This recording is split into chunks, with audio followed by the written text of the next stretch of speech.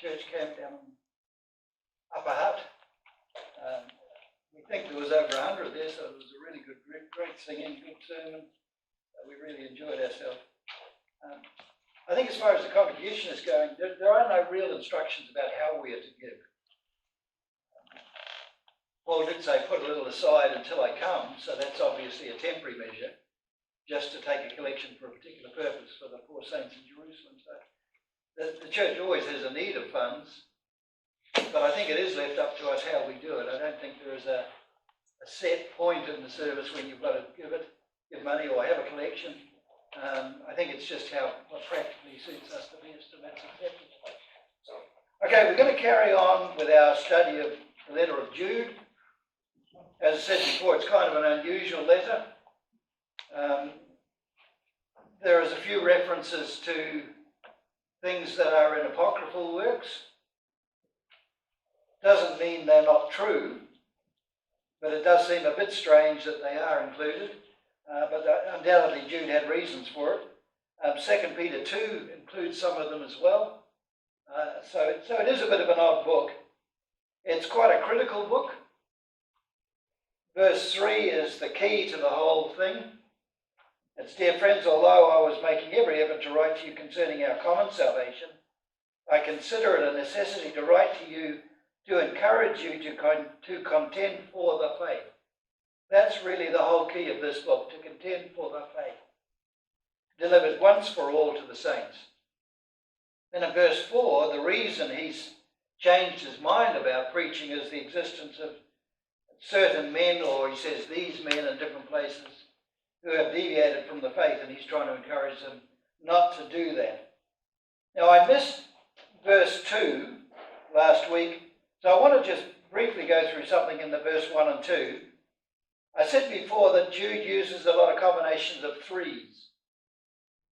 He really does that almost all the way through the book, but there's some sections he doesn't, a couple of sections, but a lot of it he does.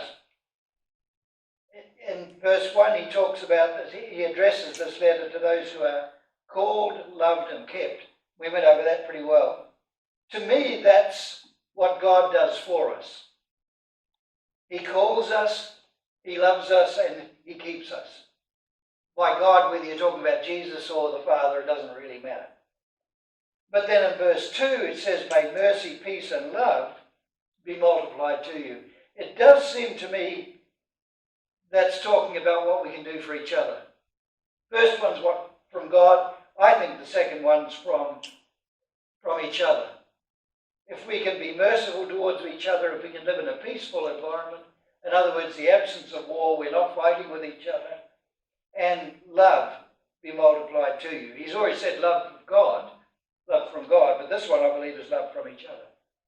So what he's wanting for the recipients of this letter, if you imagine living in an environment like this, how great it would be. You know, if everyone in the world lived in this environment and had these characteristics that promoted this, you know, it really would be a wonderful place. I think that the real solution to all the world's problems is for people to become Christians. That's, until we do that, until people do that, there will be problems in the world. It's just the way it is. Humans do things for their own reasons in general. But as Christians, if we're all trying to do what's right, trying to help one another, it truly would be a wonderful place. We can only do that for our environment, but the influence we have still is, I think, important. Okay, the problems, what these guys particularly had done wrong, it says that slipped in stealthily, that infiltrated these Christian groups. Their condemnation existed from long ago. In other words, what these guys were doing has always been pronounced as wrong. That's really what it's saying. And they're changing the grace of God into licentiousness. In other words, they're using grace for physical sins.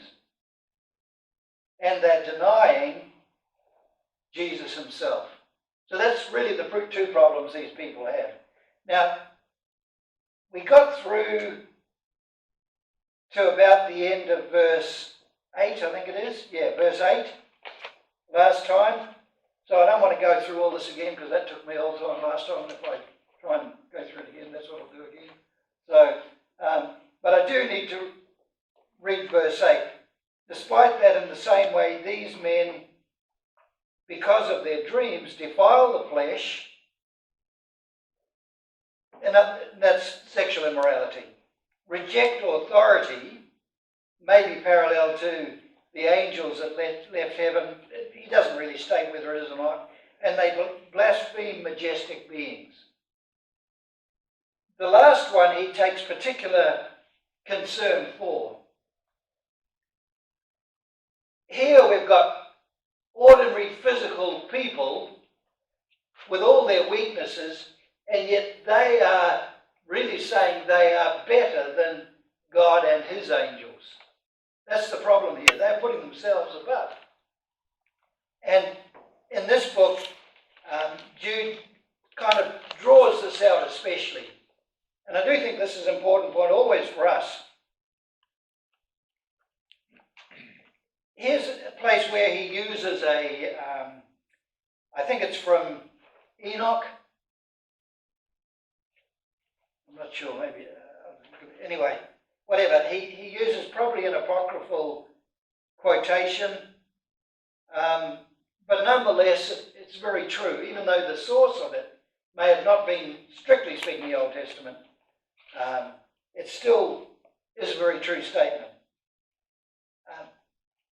But Michael the archangel, when he argued with the devil, disputed concerning the body of Moses, did not dare to pronounce a blasphemous judgment, but said, "The Lord rebuke you." In other words, to speak against God is an extremely arrogant thing to do, or even to criticize God in what he's told us we should do. I don't think God did a very good job with that law. Oh. You know, we get a lot of people. I'm getting a very worried look from Rob there. I think he thinks that's what I mean. I don't. I'm just saying this is what some people say. They disagree with the law, so therefore they ignore it. That happens a lot in Christianity in general. The role of women especially, people disagree with that, so they've chosen to ignore it and change it. In a lot of ways, that's being blasphemous towards God. They're saying you're inadequate to make a proper law regarding the role of women. We know better. I think that's very much the same thing. But the point here is, this is a real concern that Jude has about these people and about us in turn. So, this particular instance, I don't believe we have it in the Old Testament, where Michael the archangel argued with the devil. But I'll read what probably is the background to this. When he argued with the devil, disputing concerning the body of Moses, this relates to Moses' death and burial at Mount Nebo. That's a legitimate situation. We have the information on that. The issue, according to Jewish tradition, not scripture, and that seems to be what's being quoted here, involves Moses' body, which Satan claimed. In other words, Satan wanted the body. He wanted to be Satan's, not God's. Which Satan claimed because Moses had sinned by killing the Egyptian. That's the tradition that developed, and that's what is being referred to in this passage. Apparently, Michael had been sent by Yahweh to retrieve the physical remains of Moses. This is speculation again, but was hindered by an angelic majesty, in this case, Satan. So that's the background to that particular quote. And then verse 10, but these people blaspheme all that they do not understand. Now we look at the nature of the way these people are acting. They're supposed to be proper Christians, but instead they're acting in a very different way. They blaspheme all that they do not understand. In other words, they've got a strong opinion over things they have no knowledge whatsoever about. We all know people like that.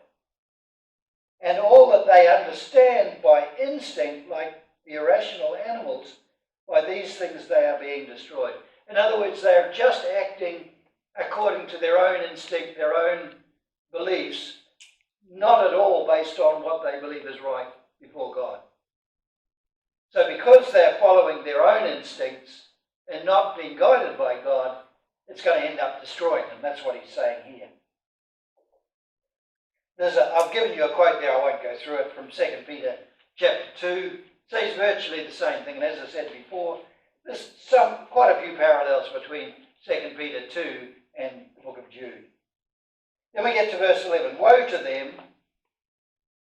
Notice as we go through here, he's piling criticism on criticism on criticism onto these people. And when we get to the end of the section, I'll talk a little bit about why I think that is the case.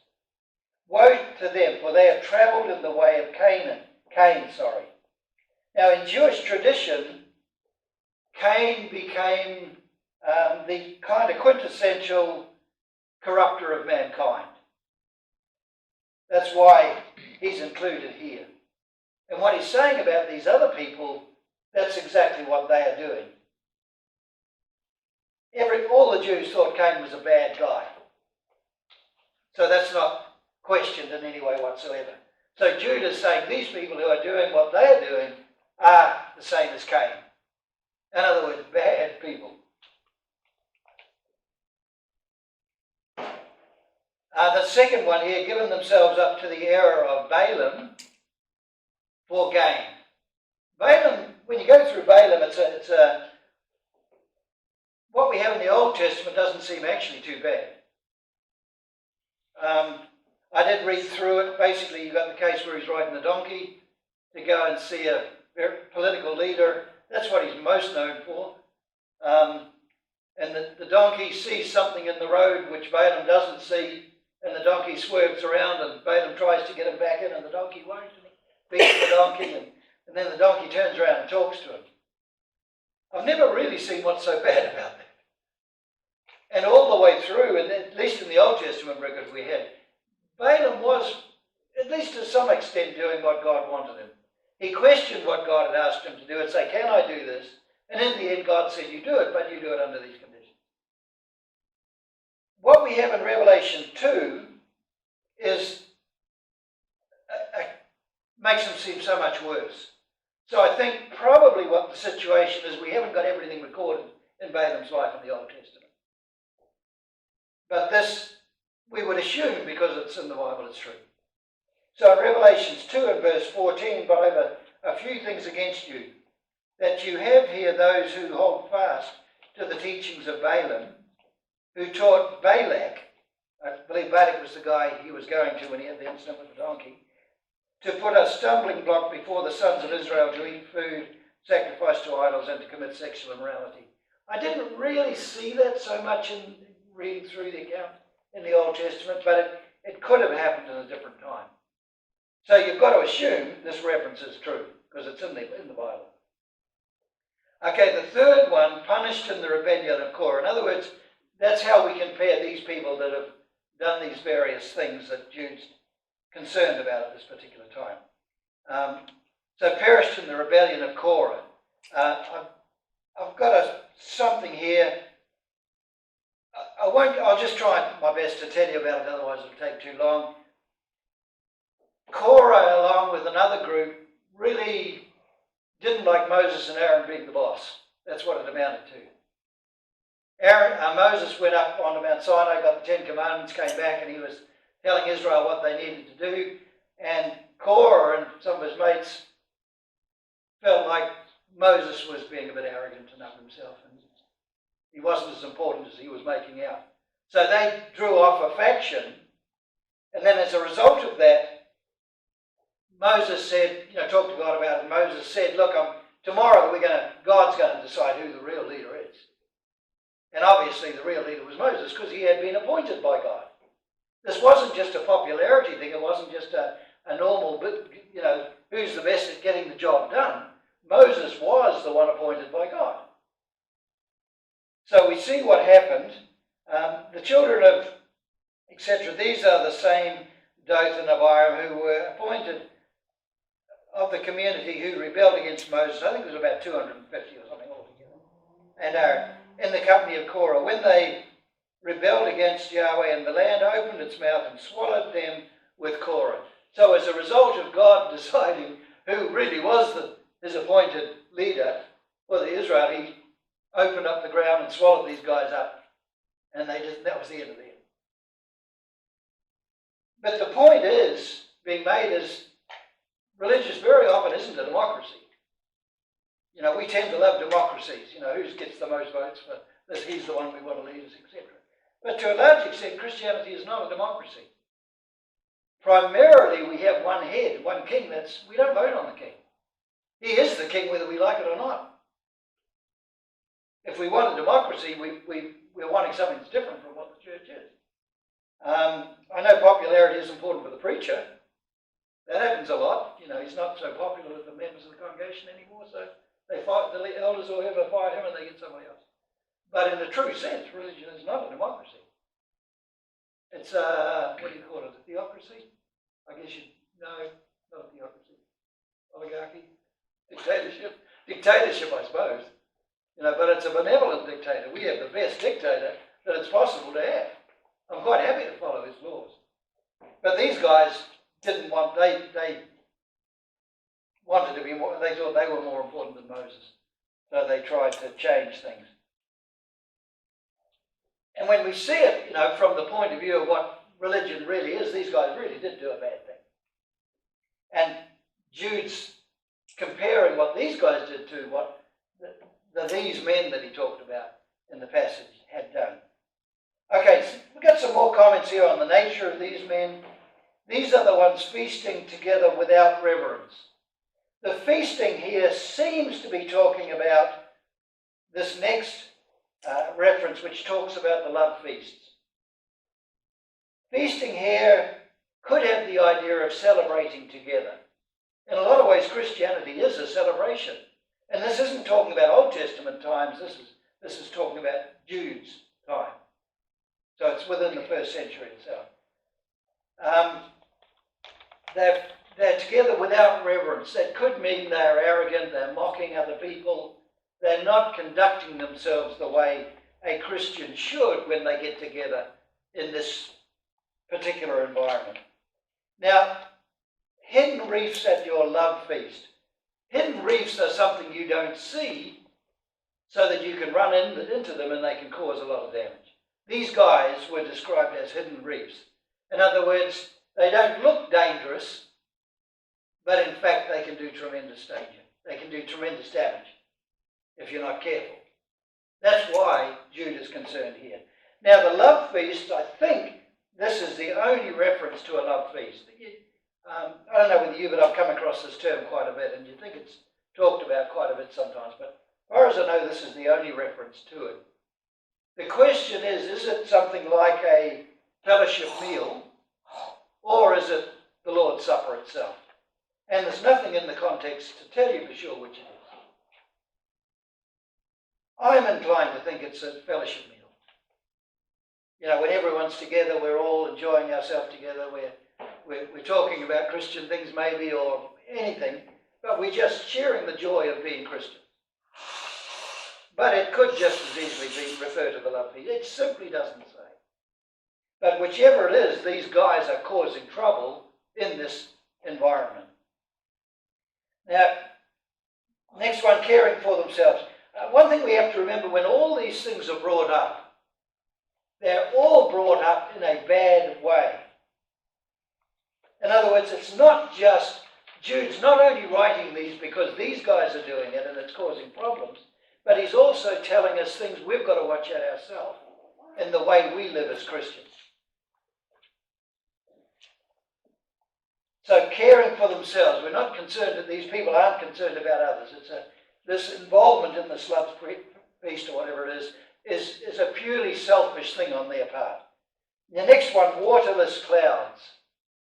If you really want rain, and rain's essential for life, and clouds come over and then disappear again, it looks good when they come, but they don't do you any good whatsoever.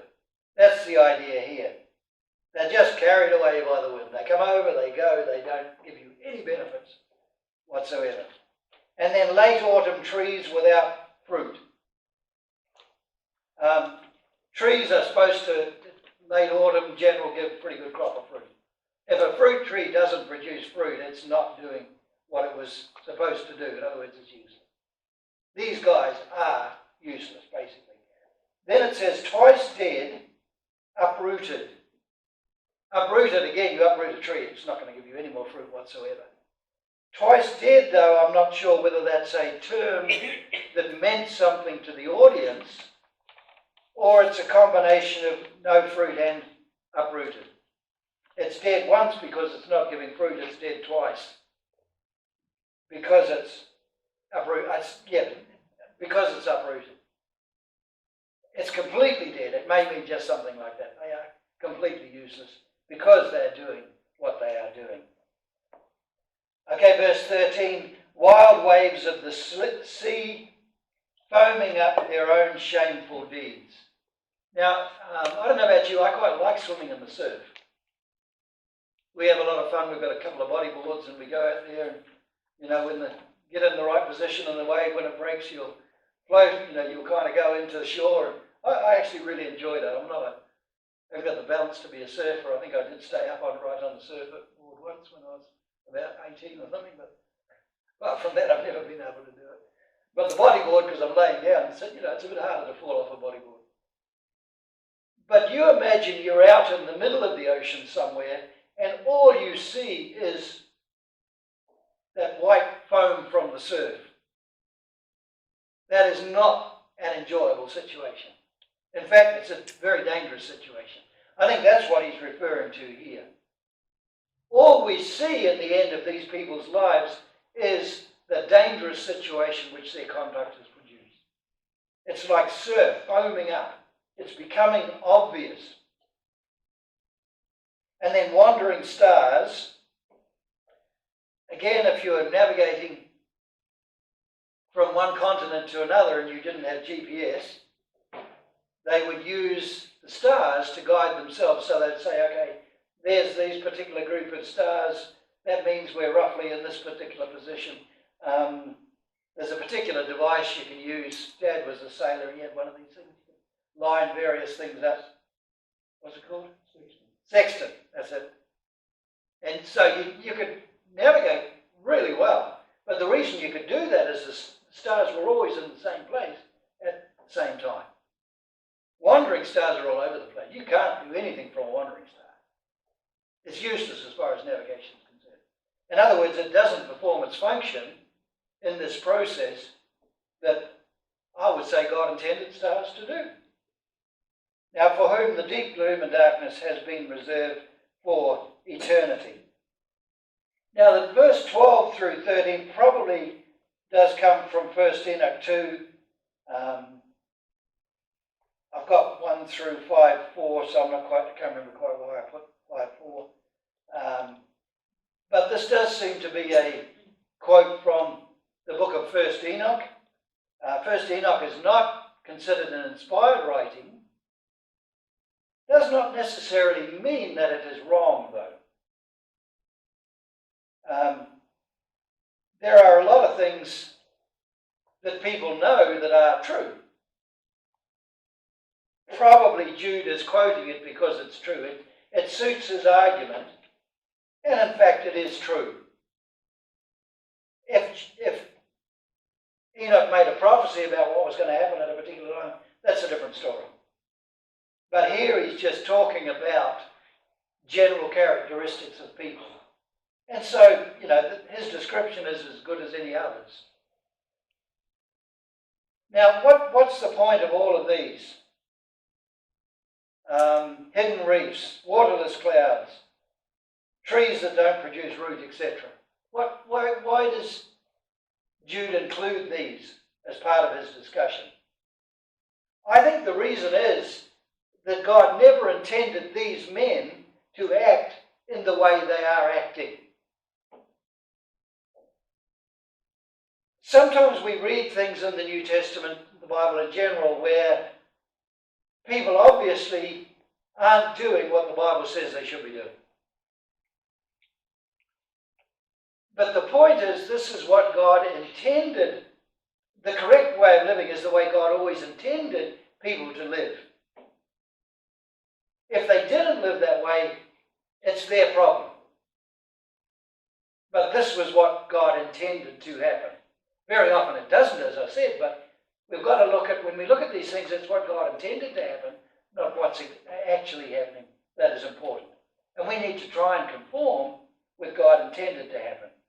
All of these references here are things God never intended for faithful people to do. That's why he describes the men in this particular way. By turning the grace of God into licentiousness, that was something that was completely against what God intended Christians to do. That's why these guys are picked out so much for criticism. Now, if we have a look at verses 14 and 15 again, probably a quote from 1st Enoch.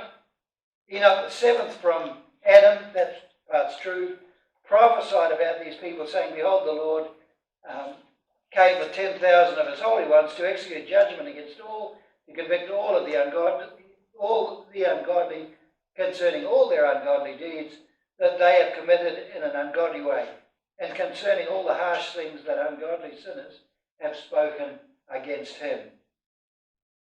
Even though that's a quote from Enoch, 1st Enoch, as we can see, it's very, very true.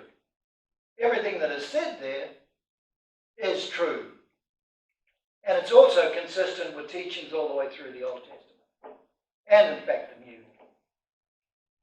Now, next section, 16, these people are, getting back to describing these people are grumblers, discontented, proceeding according to their desires, and their mouths speaking pompous words, showing partiality to gain an advantage. So again, he's continuing this really severe criticism of these people who are changing what God intended the gospel to produce in people. Now,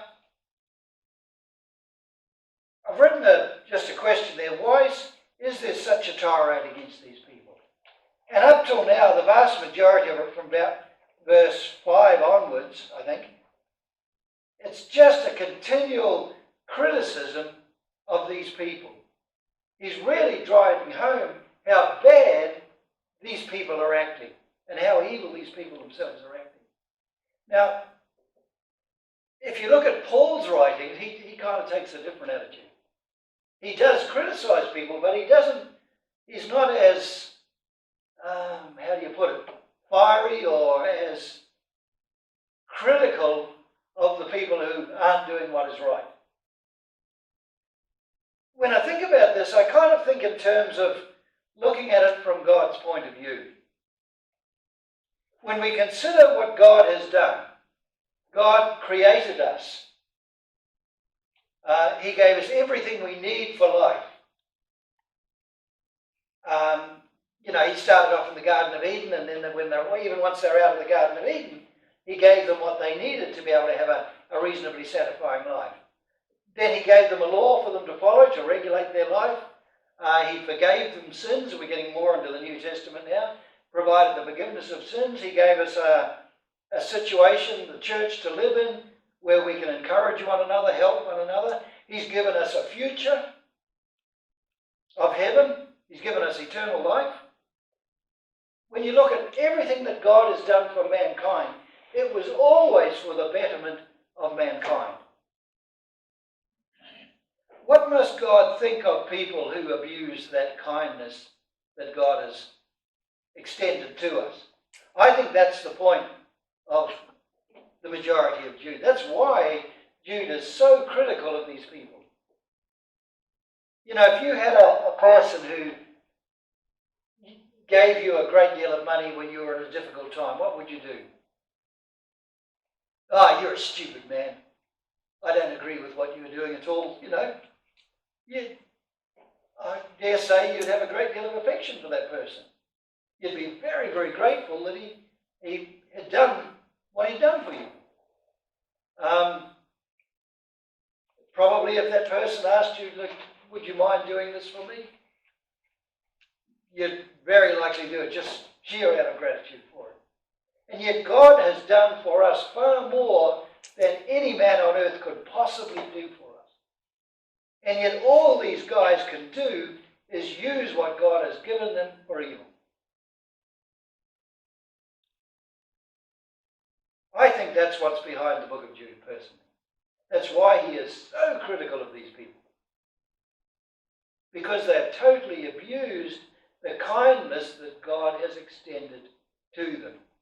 They are so corrupt. They just can't see any of the good that God has done for them, and all they want is gain that they can achieve on their own. And I think that's a real danger even for us as Christians, when we start to think that we are important, and being a Christian is being important. We are important to God.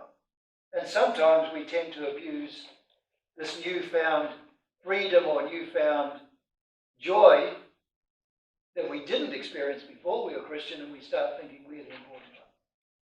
So I think we've always got to be careful that we keep that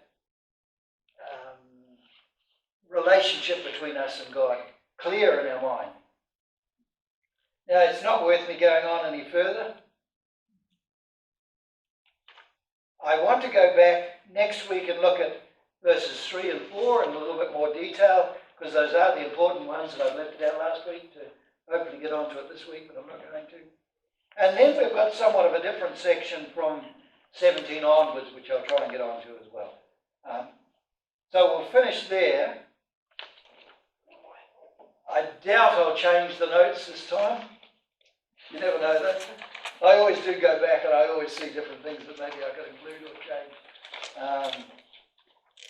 But if you can, bring them next time. Hopefully we'll get finished next time.